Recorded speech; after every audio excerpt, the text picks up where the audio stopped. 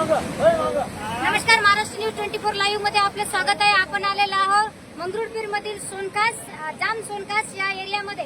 तर या ठिकाणी तुम्ही बघताय की 12 वाजतापासून चालू असलेल्या पावसामुळे इथे सर्व पब्लिक स्तब्ध झालेली आहे, थांबलेली आहे. तर बघा, आमच्या माध्यमामधून तुम्ही बघू शकताय की हे लोक तब्बल 5 तासापासून इथं वेट करत आहेत. तर मंगरुळपीर आणि जाम या ठिकाणा या ज्या दोन गावाचा आहे तो संपर्क तुटलेला आहे येणाऱ्या पावसामुळे. आणि रहदारीला किती तकलीफ होत आहे बघा.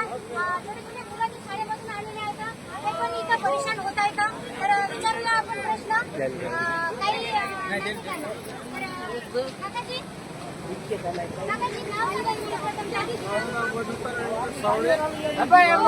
छोट्या मुलाचा आम्हाला यापासून लय भीती आहे. लेकराची शाळा बंद आहे.